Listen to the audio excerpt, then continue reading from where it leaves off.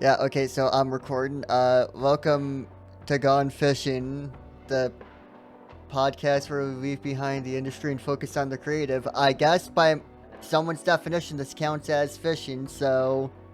Hey, there's fishing levels here. You just haven't unlocked them, so that sounds like not my fault. Um, Okay, I've played this game once before and ever, and it was like 3 minutes ago. So, Bug King, if you'd like to introduce yourself. what's up? I'm UFO King, former YouTuber, current filmmaker, I guess would be the most accurate word for me. Yeah. How you just had to pick different than me. I I had to pick better than you, man. You were picking the wrong choice. Uh, I don't know anything. Okay, you know what? but yeah.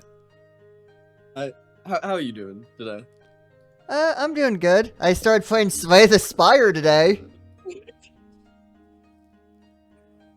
Great game. I gotta be honest, great game. Uh, deal 10 damage. I can't A believe. good chunk of this podcast for the audio listeners will be Fako learning Slay the Spire. Yeah, To audio listeners, I'm sorry, we will read what we can out loud though. And by we I mean Fako will do it. I'm not doing that shit. Fuck and y'all. Love y'all. Fuck y'all. uh, for what it counts, you're going to see me probably make a lot of suboptimal moves. That's not going to change throughout the course of anything. I just played this game for the first time. I can't get like I can't explain that enough, you know. But so you said uh you went by the title filmmaker. What does that entail to you? I don't know, that's such a complicated question to ask in like the current climate of film. It's like I think when so many people think of film, they think of like, oh, directors, oh, like that type of people. But it's like I'm mostly on like the cinematography editing side. I'm much more to the technical side of film, which is great. I love that. But it is a less traditional understanding of what art and filmmaking is. But to me, it just means I'm involved with the creation of films. Yeah, which is as a whole is just really cool because you've told me some of the stuff that you have seen and have been a part of. So is it like being on an operator level? Because as someone who kind of just like makes videos, I don't know what the process gets up to, like once you involve multiple people. I So it depends where you are. I've done all sorts of crew positions. I've been like a production assistant where your entire job is just to do what people tell you. But like on the other end of that, I've been like a director. I've been a DP where I've been the person in charge of these crews and being like, you do this, you do that, you. So I mean, film really as a whole is a collaborative medium. There's some people who will be like, no, it's the director's vision. These people are fucking stupid. Don't listen to them. Um, in a more honest sense of that though, like the structure of it is oftentimes like when I'm working camera department, my main goal is like do what the camera like DP, who is the head of camera department, tells me to do, right? To ensure that everything in terms of cinematography is how we want it to be for the finished product of the film.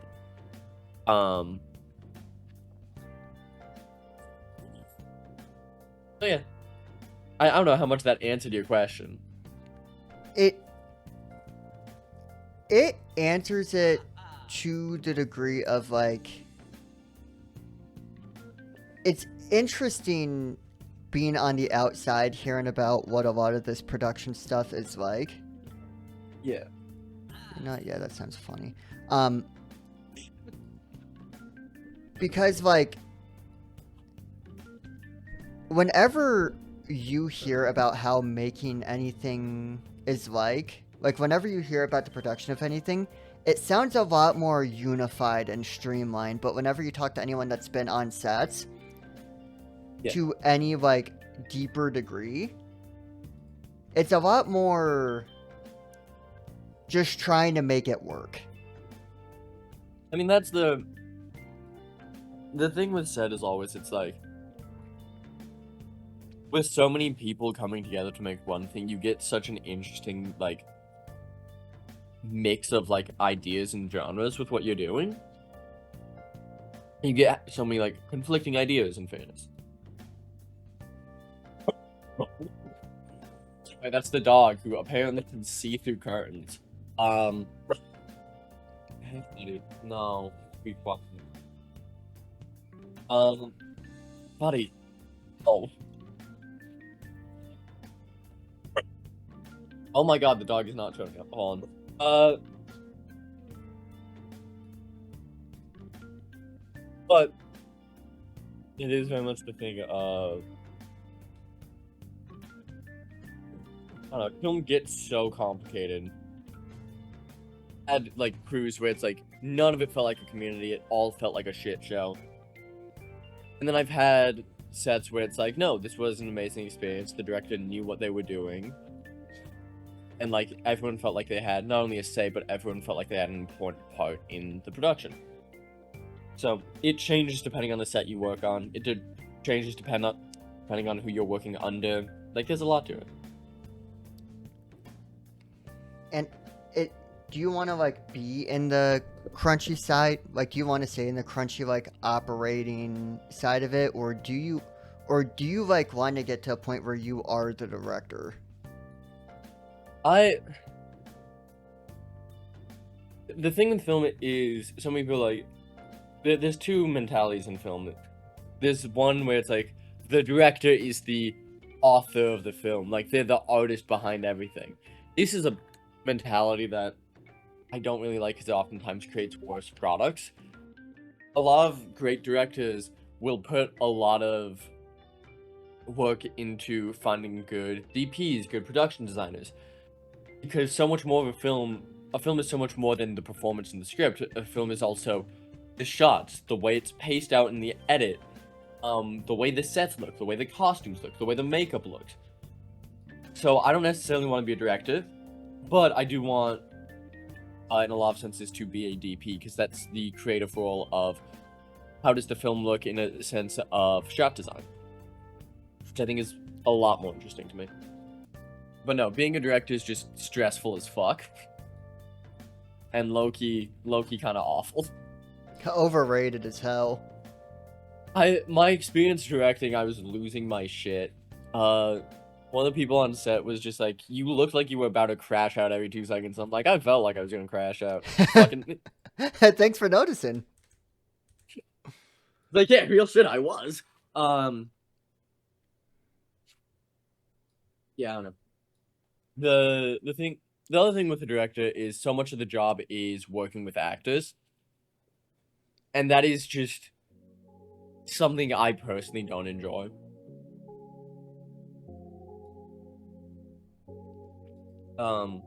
Just on the level of, it's so stressful for me in so many cases, and also I'm just bad at telling people how to convey an emotion. One of my friends put this in the best way, where it's like, I had a script where it's like, say the line in a dejected tone, and the actor's like, how do you say it dejected? And my friend responded, I don't know, it's a human emotion, just do it. And, like, that's so much of my mentality, but it's so hard to explain to actors. Yeah, I can see both sides of it, where it's like, what do you mean you don't know how? Just, like, do it? Yeah. But also, not knowing the exact vibe that is being went for. I mean, that's the thing, is acting is such like a complicated profession. It really is, and I have so much respect for actors. At the same time, though, oh my god, is it exhausting to like have to talk actors through ideas as someone who is not an actor and does not know how to do most of that shit.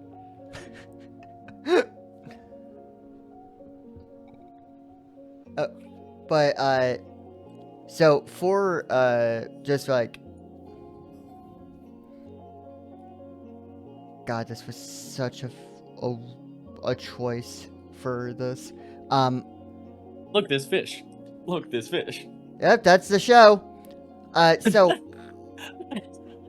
I was gonna say, this is not working for a not stressful, like, calming game. I will be fair. I'll give that to you. yeah, but We've already, audio listeners, we've already lost our first run. yeah, we did kind of quiet. We just die and not say anything. Audio listeners, we got our shit beat.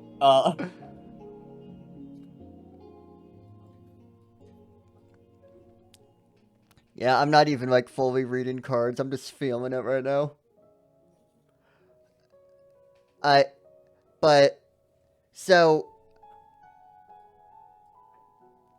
just for the sake of communicating it, what have you worked on? Like where have you gotten these experiences from? I don't know, I have a weird list of projects. I've worked on a good amount of commercials. I've done a lot of camera work on like coffee shop, like also spirits commercials, both of those. Then on the other hand, like I've worked on a Pokemon Go ad, I've worked on a lot of short films. I worked on like a really cheap feature, like a 2K budget feature. Which is nothing in terms of budget.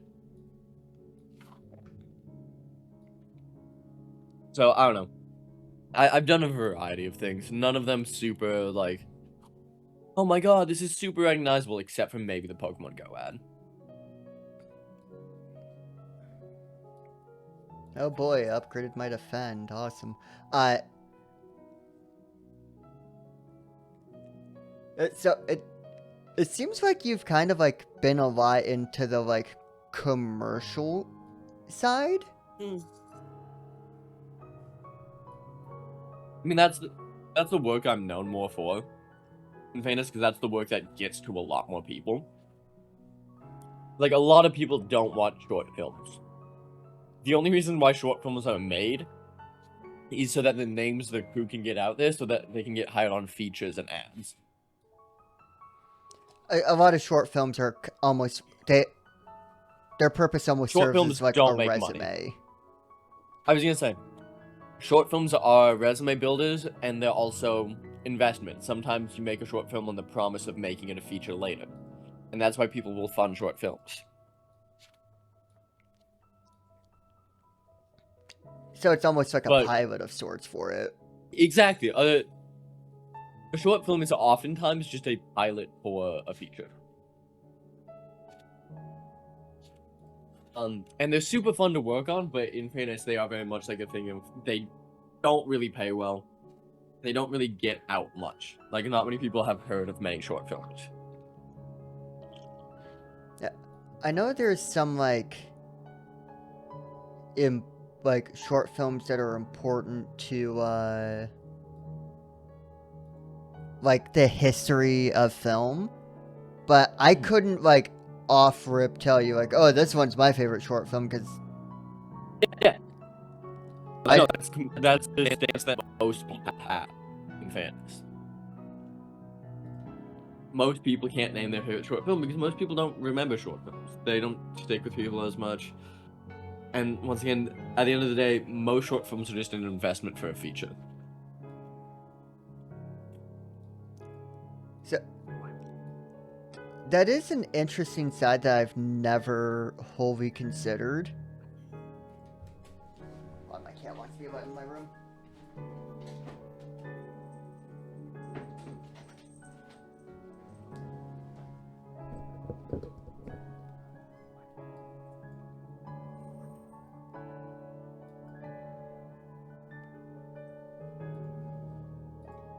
Whoops, I don't know why I did that, but you know what? Fine. Heavy armor.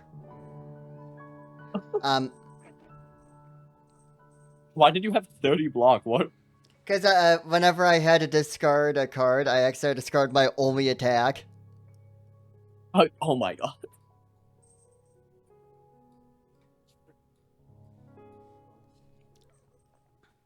Hi, Peanut. Hello. So a lot of, God, you know, so whenever short films do kind of like break out of that resume place, Yeah. is it kind of just like an accident where, oh, this short film took off? Because I'm trying to remember one. I was like watching a I mean, video. I was gonna say, you've seen short films go viral on YouTube. But even when they go viral, they oftentimes lose money because YouTube does not pay as well as so many people think it does. And also, a lot of times the short films that do go viral were expensive to produce. But the advantage of a short film going viral on YouTube does is it gets a lot more people willing to invest in the feature. That's the purpose of putting short films on a platform like YouTube, is to get more eyes on your product. It kind of shows that people who might, it's kind of just showing like, yeah, hey, look, see, I can It's saying I can I've draw a drawn crowd. this much of an audience. Yeah, exactly. And it's saying I can make something that people resonate with and like. Let's take that one. I didn't even look. I was gonna say, I gave you the one that makes you bulkier because I feel like you're gonna die.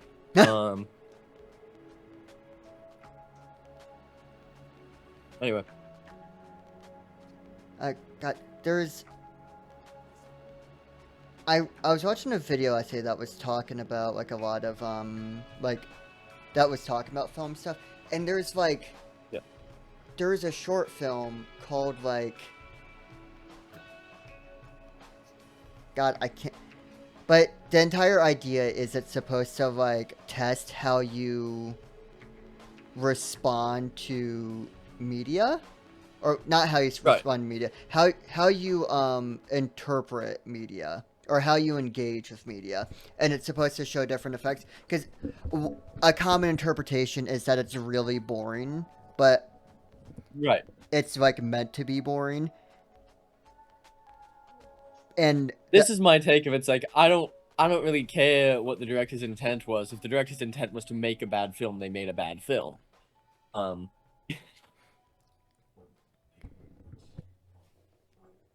Yeah, if you make cringe, you make cringe. God, it's pissed me off that I can't remember what it was called. Because in fairness, I've seen stuff like that before. Where it's like, someone's like, oh, but this scene is annoying on purpose to, like, make a point. And I'm like, okay, it's still annoying. It's still not fun to watch. I don't care if it's meant to be not fun to watch. You're making your movie less accessible. Yeah, your point is coming at the cost of kind of everything else in a way. Exactly. It's weird because I did start with YouTube. Like, that's how I started being a creative, is YouTube. And as I've transitioned away from YouTube and I've gotten more into film, I've realized that so much of film is just a lot of YouTube. There's a lot of, like, appealing to audiences and, like, how you do that mechanically and all of that.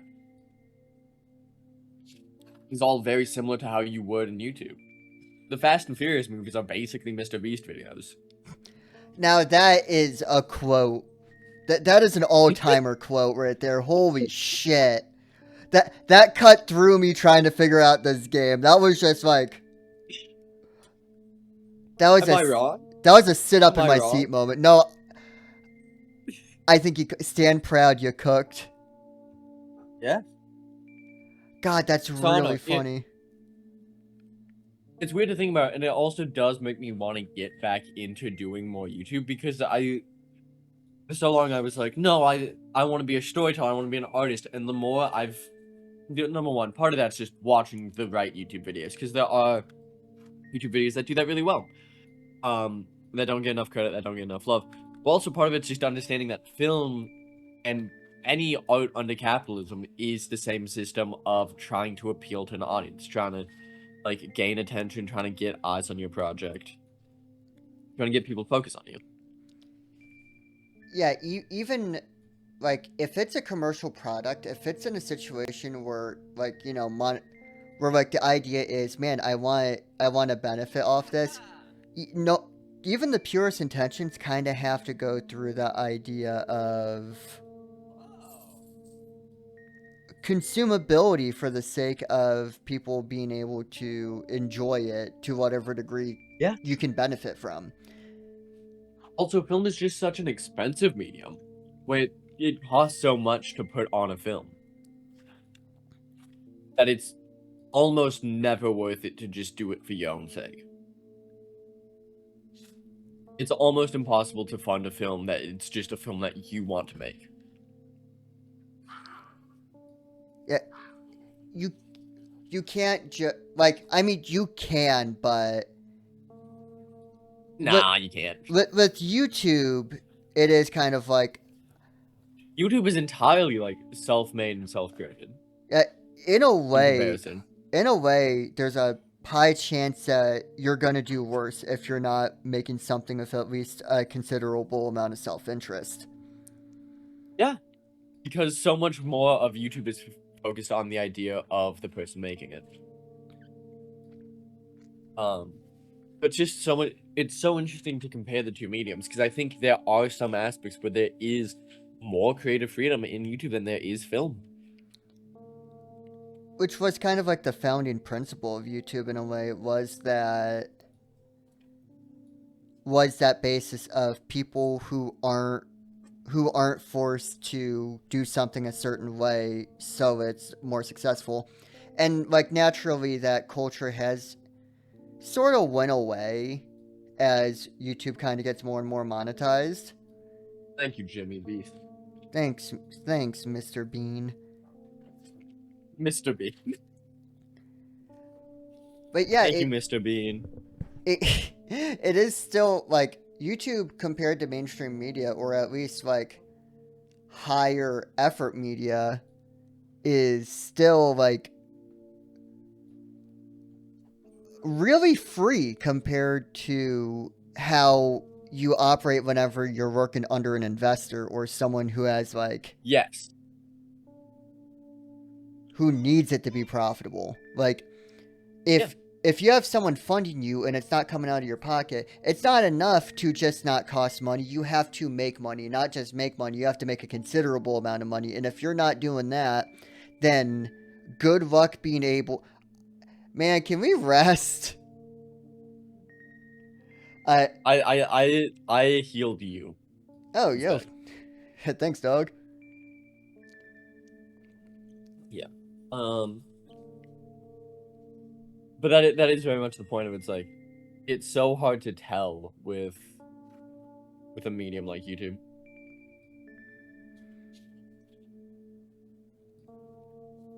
Art and intent just get so complicated.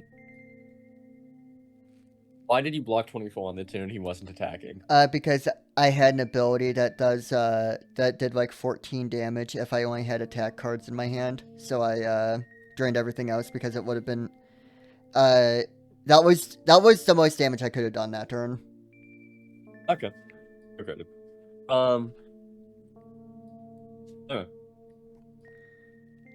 Yeah, I think a lot of what like drew me away from YouTube was like the Mr. Beast era optimization of it all. Like that's a lot of why I stopped being a creator, is like I don't want to have to think about optimizing every single second. I would be the type of guy to do that. I would be like, no, this is how I keep an audience. This isn't entertaining enough. There's not enough going on screen. I'm like, this is stupid. I want to tell a story. I want to create something that resonates with people. And I don't get that when I make a Jimmy Beast video. Yeah, I think like with current YouTube landscape, because I see a lot of people who, God, I don't want to say that they're like doomers about YouTube, but YouTube's a really big website, and if Yeah. you want to be like a trillionaire YouTuber, yeah, you're gonna have to put on the dead eyes and smile extra wide. But there's an audience. There's a big audience for people who don't like that. There's an audience for people who like it being more chill, who like more slow content, who like a video that has a narrative in it. And I understand why people were put off, especially in the last few years, but I do think it's kind of like, I don't know, maybe it's just optimism, but I do think it's kind of turning around where content is slowing down a bit. I mean, there's a reason for that, and that is like retaining an audience. Because what even Mr. Beast found out is, yeah, sure, that sort of content is great for like getting people in and getting immediate money, but half of entertainment is franchising. Like, how do you retain an audience, get them to come see your next project? And that's something even the Mr. Beast crew found out, where it's like, you need to tell a story, you need to get people to care about what you're doing, to like get people coming back each video. So how did you get into being in a position where you are in film? Like, did you go to film school? Did you just know the right people in the right places? Like, how did you end up on sets? I mean, it's a mix of things. A lot of sets I've ended up just from like emailing people. Just being like, yo, hire me, please, I beg. Please. But yeah. I've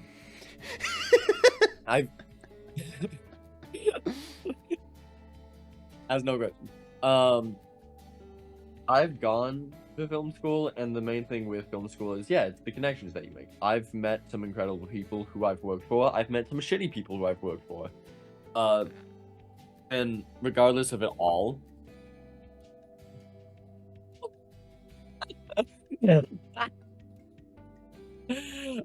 no, regardless of it all, it's the something in my throat. Like, film is really just an industry of who you know. So it's just a matter of being social, go out, talk to people, and just try and put yourself out there as much as you can. That's my honest advice for anyone who wants to get into film. Send emails, say hi to people, be social, do what you can. And it's interesting how much everything in the creative medium kind of goes down into that advice. I was talking to a creator yesterday that was talking about having a hard time like finding a direction and like keeping stuff up because, like, you know, just chatting. They didn't come to me for advice. But the thing I said was like, well, you kind of just need to talk to people. Like, no one is going to. Here's the thing: someone might need an extra set of hands, and and you might be there with your extra set of hands, but no one is going to see you talk about wanting to do it, and no one's going to drag you out and be like, you got to do this, you got to help me.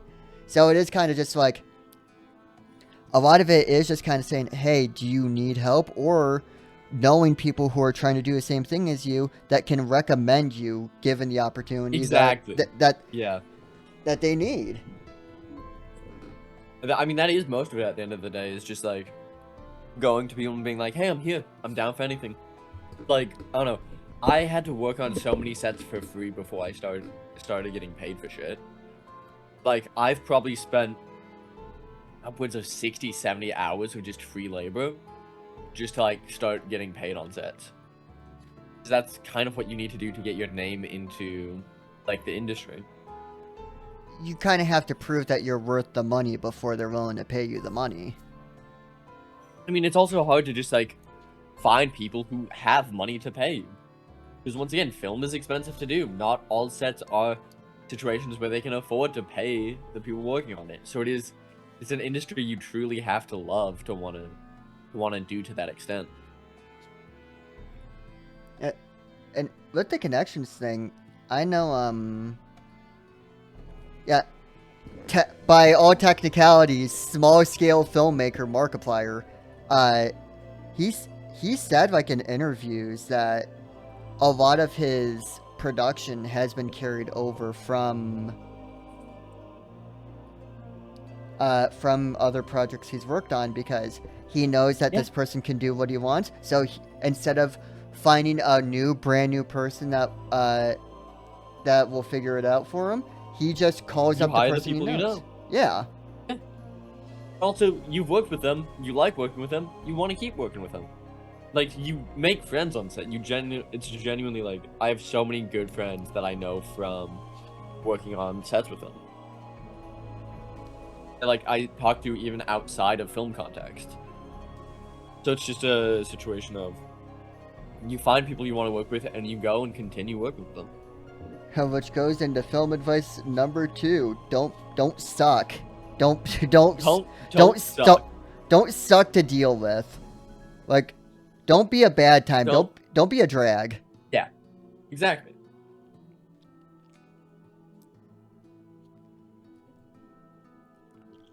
The only person who's allowed to be a drag is the director, and even then you shouldn't be. You're just allowed to be because you're the one, like, in charge of the set.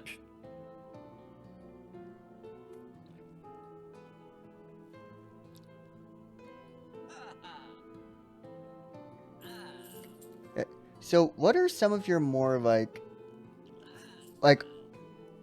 do you have interesting, like, stories that go into film that people, like, wouldn't expect the environment is like? Because most of the stuff that I know about the industry has come from you randomly messaging me and being like, hey, you want to hear something funny? God, I have a few stories I can tell.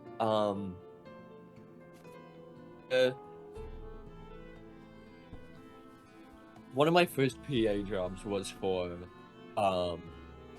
like, a spirits company, right? You know, alcohol, yay. I just got, like, a text a day off being like, hey, are you available to do this? And I'm like, yeah, sure, fuck it, why not? And they're like, cool, can you go pick up materials first? And I'm like, okay, they probably want me to pick up, like, some of the product, or, like, some cleaning solution for the bottles, or, like, to make the product look pretty, right?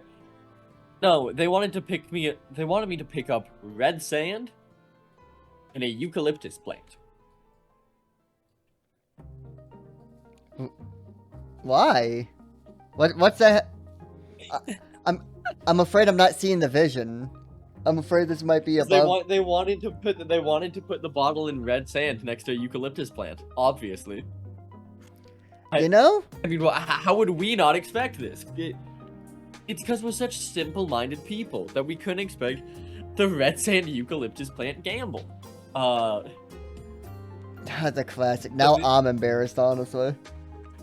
The amount of times people just bring weird-ass shit to set, being like, no, this is what we're using today. I'm like, what? Why? I remember when I was on the Pokemon Go set, we used a music stand for, like, so the actor knew what eye level the Pokemon was so they could look at it. With the CGI. And there's so much, like, small little parts like that where you're like, that makes sense, it's just fucking stupid. Like, Go ahead. Like, you'd expect that, like, oh yeah, these are industry professionals, and they're almost doing similar tricks that people without a budget have to do, where it's like, ah, shit, you know, I think this Pokemon's about as tall as this bookshelf. Yeah, we'll just put this bookshelf here. Yeah, genuinely. Because so much of film is working within the budget that you have. Like, as DP, I've been in situations where I had to, like, tape my matte box onto my camera because the rails, those of you who don't know, rails are little metal bars that hold the matte box up. The rails wouldn't lock into the camera, So we genuinely just grabbed tape and we just taped the matte box onto the camera for the shoot. But yeah, so much of film is just working within the budget that you have and just trying to make sure things don't go to shit. Oh, also, could have introduced this earlier. It's hard to tell because I'm like, man, do I introduce You're stuff? focused? Huh? What are you gonna introduce? It's I'm trying to think, like, man, does this matter? Because I don't know who's watching this. But also, I also forgot, you do more than just, you're kind of, like, in a lot of different places creatively, because you also make my thumbnails. I do. Anyone curious? I'm the thumbnail designer for everything that you see on the It's Faker YouTube channel. Yeah, it started. Oh my god, I don't know where else I could tell this story, but it's so funny because it got started with you were trying to help me with my Grimgar thumbnail. Oh my god, And yes. you were so annoyed at that entire process that it's just kind of been like, Can you tell them what you did to add a new layer in Photoshop for me? I Tell them what you I did? would clone the image that I had on screen, and then I would just erase, whatever was on that layer that I cloned, because I didn't see the new layer button. You never took the time to see any of the, like, buttons to do anything. You never... That was the wrong play, can I say? What's Can up? I say you...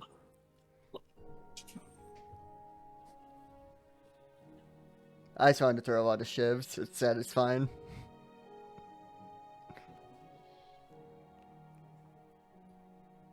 Sorry, the dog's yapping. The dog's yapping. But yeah, and I think there is something. I think you made the Ruby thumbnail for free because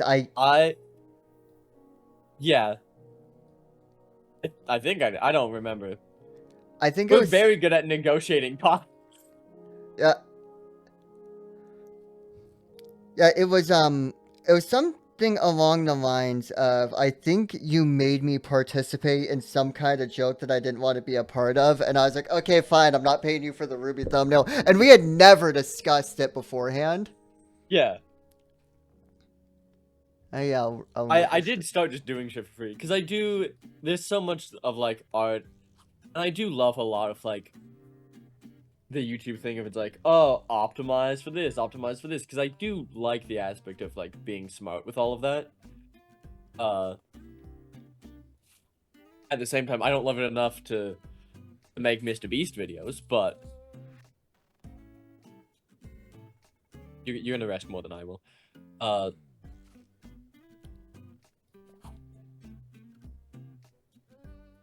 don't know. I don't know where I was going with it. Oh, but for the transparency record, the way that me and Pug King work out the God, I'm trying to read a bunch of stuff I've never seen before. The way me and Pug King work out a bunch of like thumbnail stuff is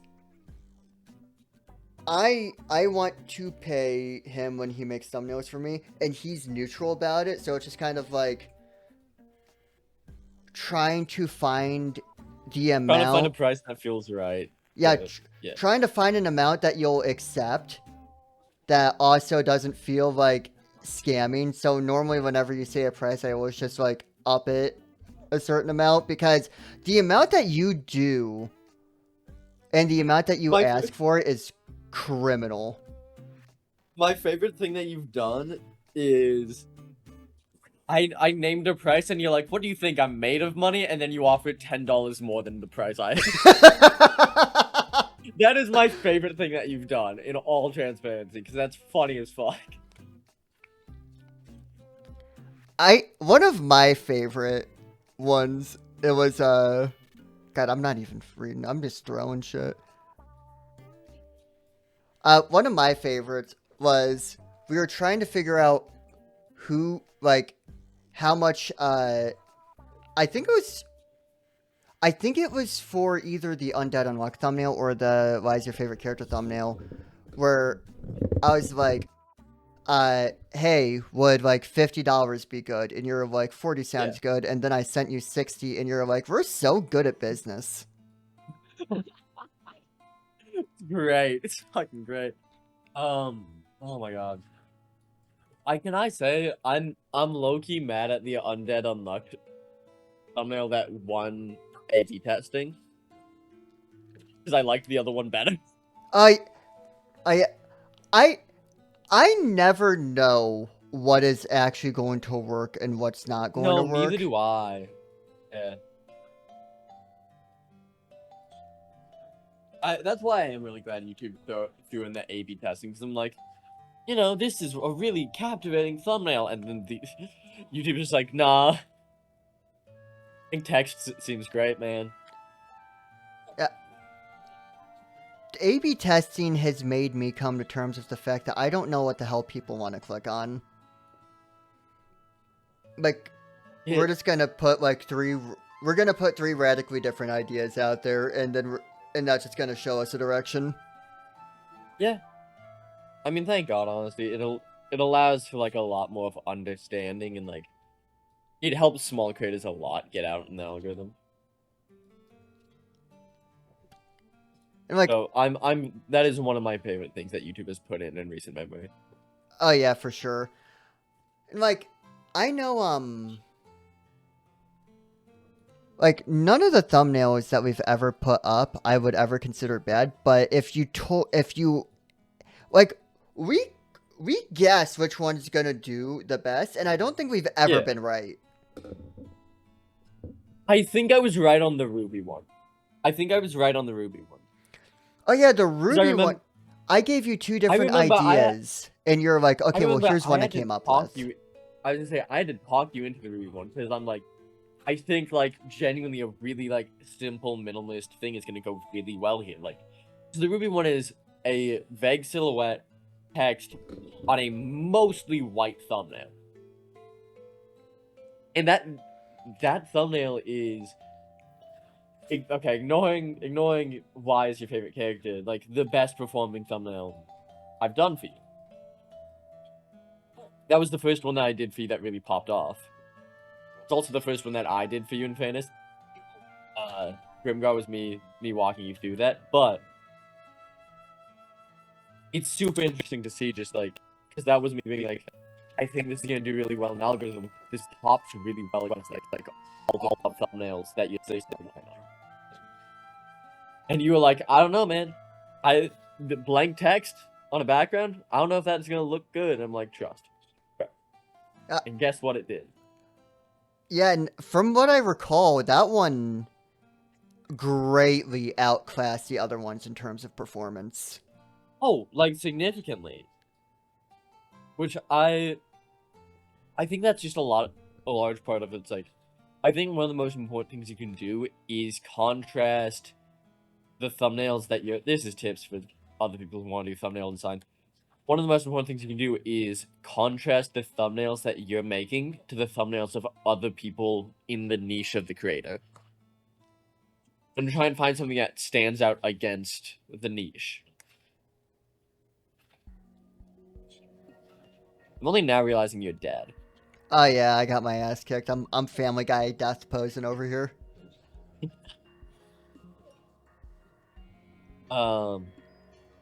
Yeah, Fago's, like, dead, like, fucked up dead, like, corpse mangled and shit. Yeah. I played chicken with an 18-reeler on a bicycle. Let the record show, I didn't turn off the road.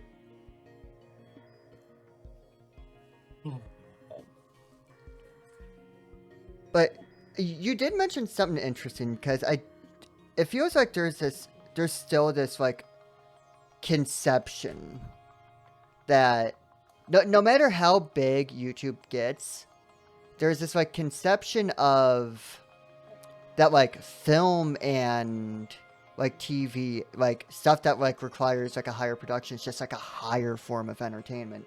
Like Yeah. even with Yeah. the Iron Lung stuff, like even with Markiplier, uh, people were like, "Oh yeah, You did that not get the YouTuber made a respect. movie." Yeah. Yeah. But you've expressed interest in both, because like, and I know like some YouTubers have tried to pivot out of YouTube into film. And earlier, Usually doesn't go well. Usually doesn't go well. oh yeah, it's not as transferable as you'd think a lot of the time. But you said something interesting along the lines of like film kind of made you want to look back into YouTube again because it's just like freeing. What about like, do you have anything other than like what was implied that like really makes you kind of like lean towards YouTube? Or at mean, least part of it never is- fully look away. I in fairness, part of it is it's the medium I grew up with. Like, I was making YouTube videos in fucking middle school. Like, that is all the way back, technically, where I start. But also, it's like, I find YouTube such a fascinating medium because it's such a medium of you get invested in the creator and you get invested in the story. There's less of a suspension of disbelief because you believe what you're told on YouTube, as opposed to film where you just acknowledge that this is a story. It's so much easier to get invested in a YouTube video because you don't have that suspension of disbelief. You just believe it to begin with. For better or for worse, in all honesty. But I'll always have a certain loyalty towards YouTube for reasons of like personal investment and shit like that. But also I've just been wanting to go into it more recently because I realized it is...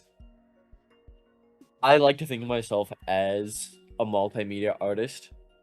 Like, I've been trying to learn music production. I do a good amount of graphic design. Like, I try and stretch myself out in what I do creatively. And I try and make each creative project work with... I choose the medium based on what I want to say and what I want to do with the project. So I think just writing YouTube off has been... like, it's not a great idea in terms of my goal of achieving that.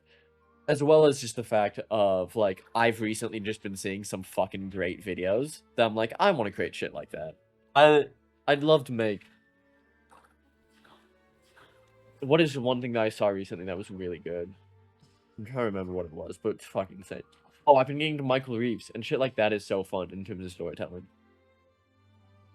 But just in general, there's so much to it where it's like, I don't know, there's a lot about the medium I miss. Is what I've realized at the end of the day. Like one of the things is like it's just more direct. Like it's a more direct situation of YouTube, which I kind of like. I mean, I really like YouTube. I really like the idea of just making stuff. I love the idea that there's a platform that you can kind of just put stuff on and then like it does well or it doesn't. It's also nice for the sake of like finding a creator that you care about. And like there's so much more of a direct connection with your audience on YouTube than there is in film.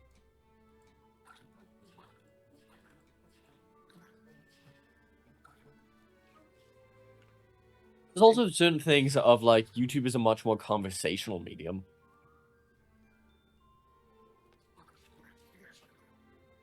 Are you locked in? Yeah, I realized that I was absolutely doing terribly in turn, so I was like, okay, yeah, let me try to like figure something out really quick. But yeah, it is just more like it's closer to the creator, and I know there's that sentiment that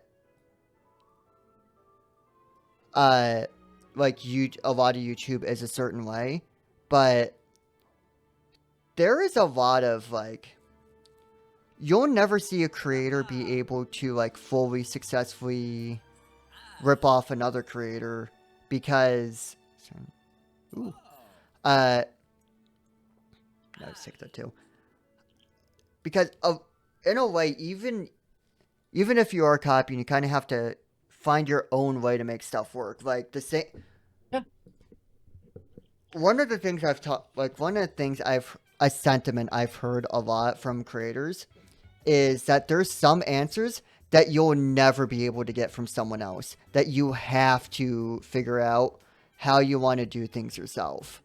And I kind of love that. I love that because I don't know what any other industry is like, but there is a lot of like kind of needing to be iterative.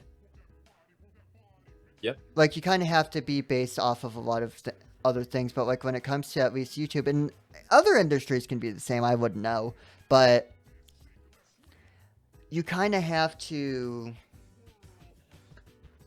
be comparable to others, and that's not to say that I have created absolute original piece of content that cannot be even compared anywhere else. But I like that YouTube can do that. That I'm just so goated. I'm so much better than everyone else in my league. No one can compare to me. Literally finishing my sentences right there. But I like that instead of genres on YouTube, you describe what people are doing. Yeah. I mean, there are genres in YouTube, in fairness. Oh, of course. YouTube definitely has genres. Like, there's commentary, there's... what else? Gaming, let's play, video essays. But at the end of the day, I feel like the genre tells you so much less. Because the genre is essentially defining what you're talking about, but within that, there can be so much more. Yeah, you can hear someone say like, "Oh yeah, this is a video essay YouTuber," and you could say that to a crowd of 3 people, and all 3 people could have a different idea of what's going on. Like maybe one person thinks it's more of a Jacob Geller type deal, but someone else is thinking of Pyrocynical. Yeah. I don't know if Pyrocynical counts as a video essayist. I'm gonna be petty here. I'm not sure if that bitch counts. Hold on. we started beef with Pyro? We're starting beef with Pyro. Alright, what you got about Pyro? I want to hear it. Alright, this is the official take. You can tell I ran out of questions a while ago. For everyone listening at home, Faco hates Pyrocynical. Whoa, what the fuck, me? Yeah. I mean, I didn't really like his Fear and Hunger video that much, but I don't got anything against him. I don't know. I will say, coming back to YouTube, it has made me have more of a disdain for the people who I can tell are, like, the videos I can tell are made for, like, a sponsor deadline, or the videos that I can tell are made as, like, cash grabs. I don't know, as someone who puts so much work into what he does, it's always weird to me to see so many people go so easy on some creators and the expectations of certain creators. Like, when I'm watching a video, I do really want to see something I haven't seen before.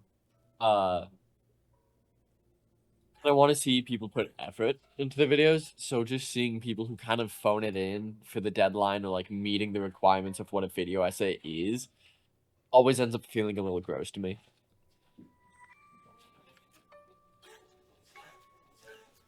Yeah, that's the Faco beef with Pyrocynical. Faco hates Pyrocynical. I can't help but feel like I've said shockingly little. You were even talking in first person! LMAO, I'm dead. It's alright. It's alright, because I very easily win this fight. I have been seeing like I've been seeing a pushback against like Pyro's kind of video essay lately, and it's honestly not something I wholly disagree with. Where it's and a a lot of effort goes into it. I am not saying that it's all easy, but Eh, it is a little. eh, eh. Define a lot. Define a lot. Didn't he like in the Fear and Hunger video? Didn't Parasitical literally like make sets and cosplay all the characters? Eh. Define a lot. But it's always a little disappointing whenever I see a really long video I see on a topic I like or a series that I like, and it just kind of explains the story. Yeah. I feel like there's so many video essays that don't add to the content anymore. Like, they're just, like, explaining things. I'm like, this isn't creative, this isn't transformative, this... Like, y'all aren't doing anything interesting with this. Oh, he's dead. Fuck. Damn. Not here. Oh. Like, I think... Now, if you're talking about, like, your personal, like, playthrough, I think it's not as bad. Like, whenever you're like, oh, yeah, here's how it was, like, playing Sonic Adventure 2 for the first time. Here's where I got stuck and stuff like that. Yeah. But, when you're just being like, here's the story of this game with no other, like, points that you're making, I don't know, it feels weird to me. it's a little, like, it's at the very least disappointing. Because I think there's so many interesting opportunities you can do by not just talking about the story, but by talking about how the story affected you. And yeah, absolutely. Retrospectives are cool. And honestly, there's some videos that like went through the stories that I would have never experienced those stories outside of those videos. Like I keep saying Parasynical's name, but hey guys, welcome to the video about Pyrocynical. I think it was Utopia. It was like that someone jokingly referred to as a Yellow Killy show, and I thought that was a very interesting story, but I would have never watched it beforehand, but I definitely now won't watch it because I've kind of already experienced the story through Pyrocynical's video. Yeah. Can I be honest? That feels gross to me. Just in the terms of, like, taking away from the creator. Like, the original creator of the show and all. Yeah, it's kind of like you made an alternative to the story that you like. And here's the thing. I am fine with that. There have been times where I wanted to make videos that, like, really went over... Like, I've wanted to make a Serial Experiments Lane video for a while, and my first idea was kind of going through it and trying to explain what I thought stuff meant, and then, like, I scrapped it a while ago because I just didn't... I didn't like... Into it? I didn't like that approach specifically. But... Right. I will watch videos like that. Like, I think there's one YouTuber named Beam Buddy that... Beam Buddy. I think... he makes, like, retrospectives on a lot of horror games, and I was feeling nostalgic for Soma, and I saw that, like, he did, like, a retrospective on it. Did we lose here? I think we lose here. Yeah. Good. Why didn't you lock in? That guy's kind of a bitch to fight, I'll be honest. He low-key kind of sucks to fight. Yeah. Okay, we've been going for like an hour, so I wouldn't mind calling it there. I just want to finish I want to finish the thought of, yeah.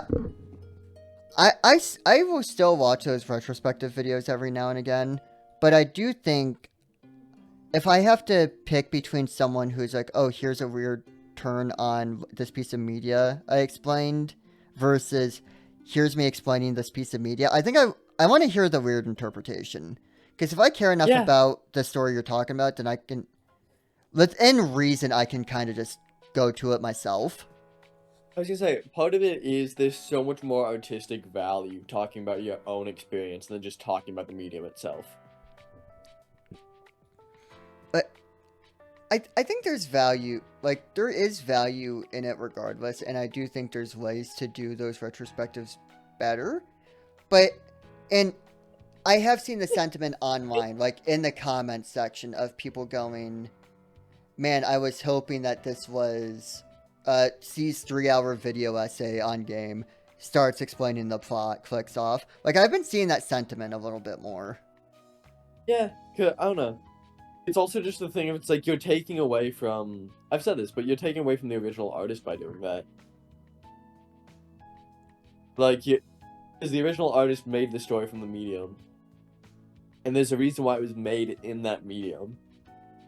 Just getting a recap, it's like reading spark notes of a book. You don't understand the plot. It doesn't mean anything to you. You can just say, "Oh, I know this now, and that's cool." But that takes away from the actual experience of interacting with art, and provides no artistic interaction in its place. And I think that's, even though we kind of like veered off the original like place of, yeah, let's talk about how it is working in film, teehee. I think that's like a good note to end on, is a I agree. relationship with the media you consume. But if you could give people who want to start in any creative industry, because you are multifaceted, some have said, you have said, yeah, like when I DM'd you asking you if you want to be on Gone Fishing, and you said, okay, my appearance fee is $500, and if you want me to talk about this, then it's going to be an extra $6. And I was like, I think I can scrape it together. And you said, you think? You think? I don't deal with brokies. So, word for word what I said. yeah, I'm just reading the message right here. But, yeah.